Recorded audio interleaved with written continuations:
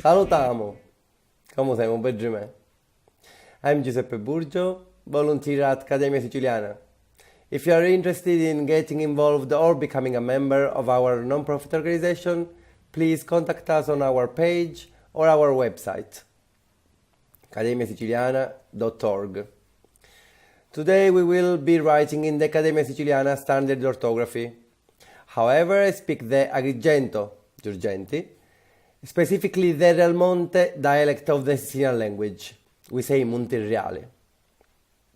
Today's topic will be a famiglia, also a famiglia. Let's get started. A madre, o padre, mia madre e mio padre si maritarono nel 1985 e poi fecero a mia.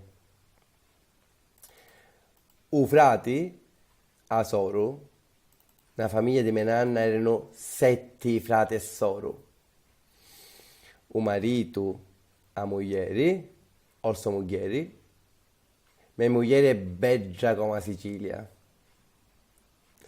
U figlio, a figlia, also u figlio, a figlia.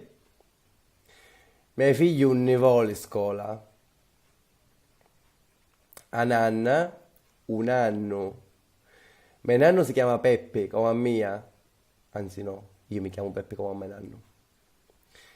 U catananno, a catananna.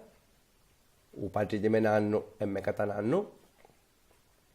U zio, a zia. Before a name we say it shorter. For example, Uzzugnazio, Azzalina. Uzzugnazio, io cabrisco la quazzalina. U cucino, a cucina. Me cucina è longo, ma me cucina è curtuligia. U niputi, a niputi. Quando nascita niputi? U zito, a zita. Me compare calozzo si fici zito, a Orione, calò. A soggira, u soggiro. Io e me soggira ne volemo bene. U jennero, a nora. Me nora è una brava picciotta. U cugnato, a cugnata. Tua cognata è troppo dolce. That's all for the moment. Thank you so much for watching. I hope you enjoyed.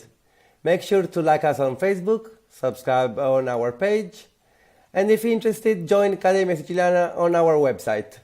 Ne vediamo, perciò. Una vasata.